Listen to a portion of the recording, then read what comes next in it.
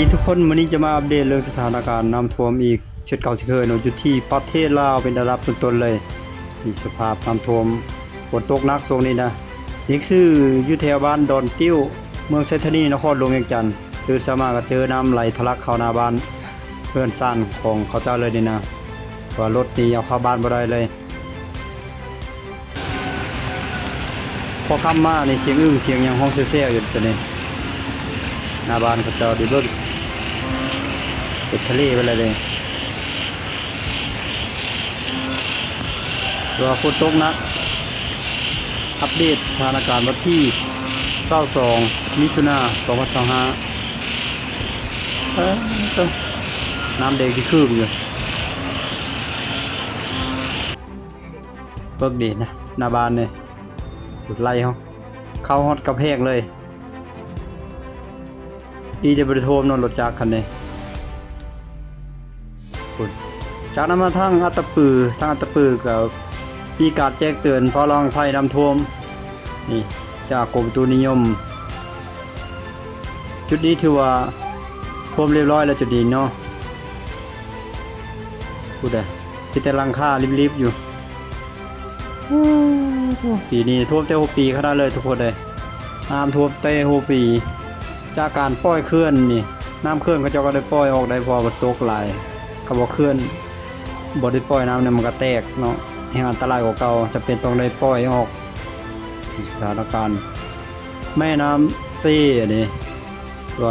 ล้นฟังแหละไหลสะเก็ดแล้วไหลท่วมเลยอันนี้ก็คือ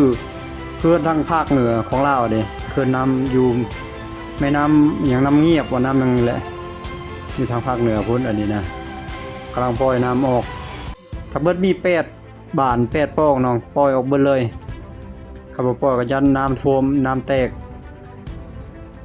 ยันเขื่อนแตกก็สิแห่งอันตรายเท่านี้ไหลข้ามถนนหนทางน้ำเด็กจะชึ่งวิทยานี่ท่วมมาปั๊มน้ำมันอันนี้ทั้งรัก59เด้อนี่ทางบ้านรัก59อันนี้นะไหลเชี่ยวไหลคาดอันนี้ทั้งจีนเด้อดีเด้อประเทศจีนเด้อพี่น้อยนี่จังหวัดมณฑลกวางตุ้งของจีนเขาก็นักคือกันเด้โบแป้งเนาะเฉพาะฝนตกวันเดียวกับน้ำท่วมอยู่แถวเฮาน้ำมันไหลมาได้จีนพุ่นกวางตุ้งเขาก็เจ็บนักคือกันได้ทุกคนเด้นี่เบิ่งตึกหลายชั้นเนาะใครได้เขาตึกหลายชั้นปีนขึ้นชั้นเทิงหมดแล้วนี่อันนี้ภูเขาไฟระเบิดนี่อยู่ทางอินโดแถวลาวแถวจีนนี่น้ำท่วมทั้งอินโดภูเขาไฟระเบิดพุ่นอ่ะแต่เขามันร้อนเลยอากาศร้อนแต่เขากลับมาทางเอเชียเฮาคือเก่าอีกเด้ทางแถวลาวแถวจีนนี่ลูกพายุเขาอันนี้จีนเด้อพี่น้อยจีนนี่เบิ่งแม่หันป๊อโตลมผิวกุดเข้าเด้กุดอ่ะโอ้ไม่ผิวเซลโคตรไปแห้งลมเนี่ยทั้งลมทั้งฝนเลยพายุเข้าอันนี้ทางเมืองเซธานีนครหลวงจันทร์คือเก้าสภาพฝนตกเดี๋ยวน้ำบ่มีทางไหลไปเลยมันเลยท่วมขังถนนหนทางผู้ลมก็มีโอ้หมอนี่ซิ่งไว้ขนาดเลย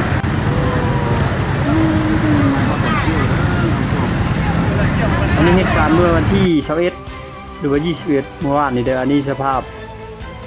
แม่น้ำเซบังเฮียงอยู่เขตบ้านละหาน้ำท่าคามเลียนอันนี้เมืองสองคอนแขวงสารเขตนักเรียนกำลังกลับจากโรงเรียนเขากำลังกลับจากการสอบเสียงอยู่ฝากมื้อนี้ฝากบ้านละหาน้ำท่าคามเลียนนี่แหละเพราะว่าฟังมื้อนี้มีมสเนาะมีศูนย์สอบเสียงมสส่วนฟังมื้อนั้นจะบ่มีเนาะฟังมื้อนั้นจะมีบ้านสิงห์ท่าบ้านสองคอนบ้านยังบ้านทรงเปื่อยบ่บ้านยังหลายบ้านได้ประมาณ 7-8 บ้านเลยจังฟังมื้อนั้นเนาะนี่ผู้คนกำลังรอท่าเตรียมจะขึ้นเรือนี่เป็นท่าเรือ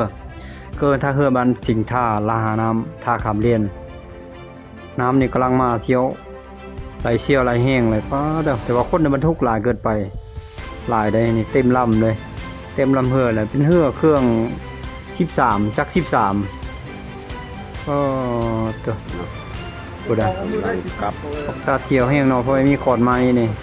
ขอนไม้นี่ก็ไหลมานี่ บ้าน จักขอนไม้บ่จักสลามเลยพี่น้องเอ้ยโอ้อันตรายแฮงแต่ผู้ขับนี่ใส่เสื้อชูชีพอยู่ กลับ ครับ เรือแล้วบ้าน ผู้ขับเรือนี่แต่ว่าคนนั่งนี่บ่มีเสื้อชูชีพ ต้องค้อน อันนี้เบิ่งภาพย้อนกลับคืนเลยอีกเทื่อนึงนี่ตอนนี้กำลังออกจาก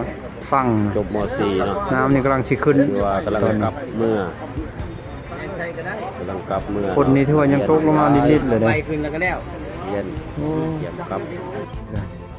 โหเบิ่งสภาพน้ำเนาะอยู่จุดนี้คือจุดอันเคินว่าลาวันแทกน้ำเลยจุดนี้นะเห็นบ่ลักเกเดขึ้นมานะ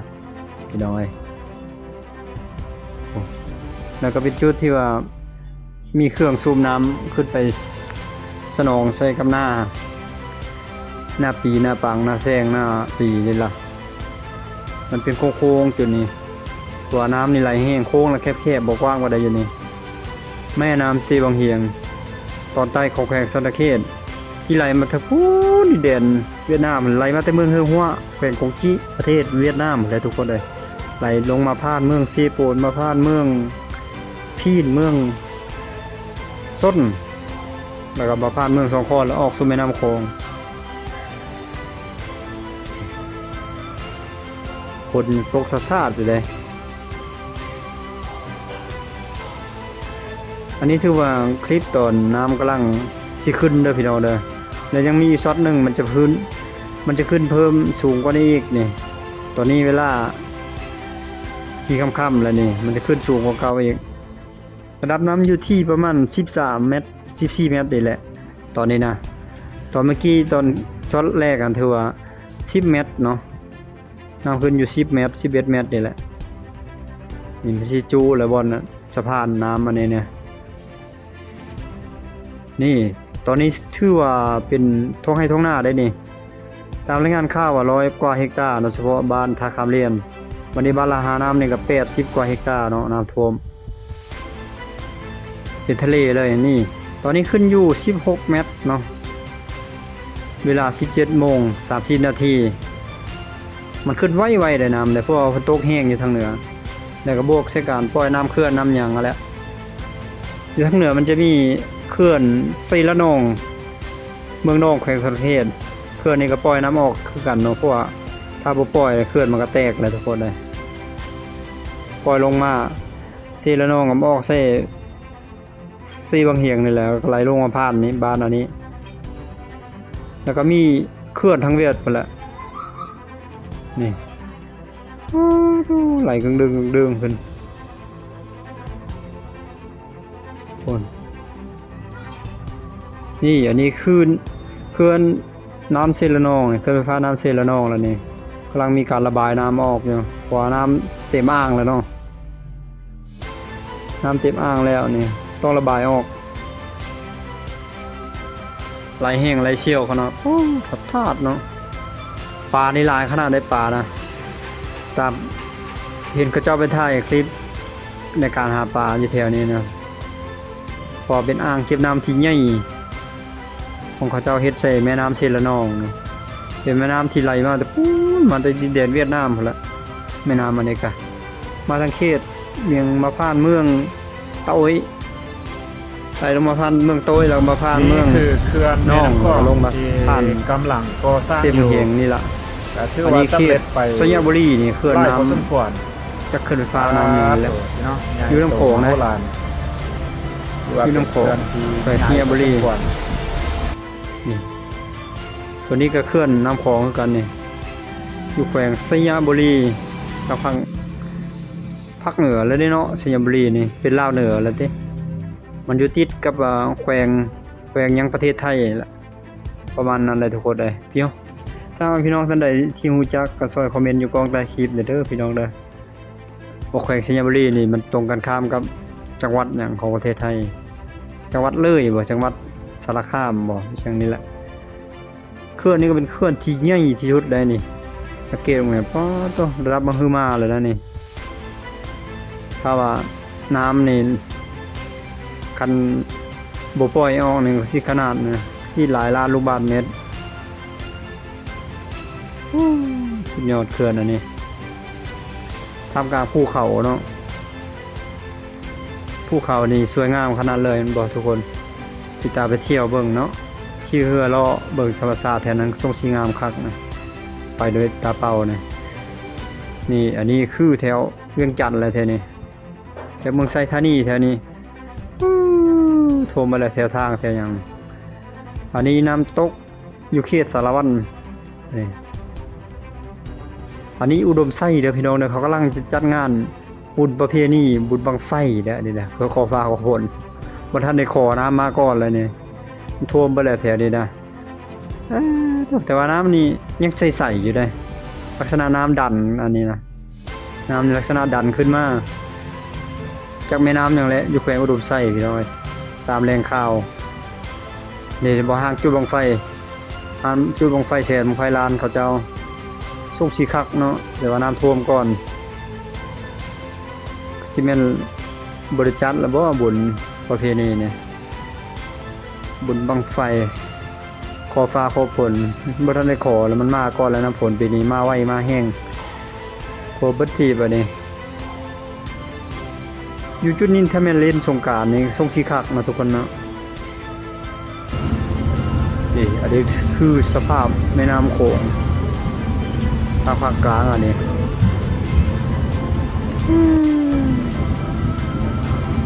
เสียแถวเวียงจันทน์แค่นี้แหละกระชิดเนื้อเวียงจันทน์ขึ้นไปน้อยนึงประมาณนั้นน้ำแดงอันนี้ก็นครหลวงเวียงจันทน์คือกันพี่น้องเลยที่นี่ก็ท่วมหนักคือกันอันนี้เมื่อวานเหตุการณ์เมื่อวานนี่วันที่21มิถุนายนปี2025ทุกเก่งขั้นสีขาวถือว่าจอดเลยสงสัยตายแล้วไปแล้วสงสัยตุยแล้วมีเมาส์ใดนี่ไปได้เยอะเลยบุกเลยไดตาโลมีบอลรถเก่งสีขาวคันนี้จอดของน้องนี่สงสัยตายแล้วมันจะมียังฟูสามเนาะแต่ก็มันกระสอบยังดำๆนะตามมันฟูดิรอนมาเยอะโอ้โดยผู้ใดคันนี้เก่งขนาดเลยเก่งหลายรถเกาหลีได้นี่เลยนี่อันนี้อยู่เชียงขวางอันนี้อยู่แขวงเชียงขวางรถมันไปอันนั้นบ่ได้แล้วมันลงนะฮะอันนี้ขัวคามอันนั้นนี่ขัวคามแม่น้ำเซ่นี่น้ำกำลังแดงคือกันเลยจุดนี้ก็เป็นขัวไม้ได้จุดนี้ได้จะนำกลับไปแล้วขัวเด้นะอันนี้อยู่เมืองกาสีอ่ะดิเหตุการณ์เมื่อวานนี้คือกันนี่ไงเมืองกาสีแขวงเวียงจันทน์อันนี้ทั้งลาวใต้นี่ดอนสะดำได้พี่น้องเด้อบางแง่บางจุดกับน้ำมันกับบริเวณนั้นเนาะมันเป็นแง่เล็กๆน้อยๆสายอันนั้นเกินสาขามันเนี่ย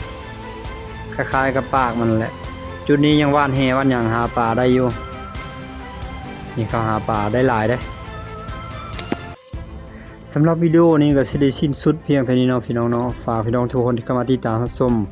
คลิปนี้กดไลค์กดแชร์กดติดตามคอมเมนต์เพื่อกำลังใจให้บรัดเฮ็ดคลิปในครั้งถัดไปเนาะมีสถานการณ์ใดๆนั้นจะมาอัปเดตให้ทุกคนได้ติดตามรับชมเช่นเคยอีกเนาะ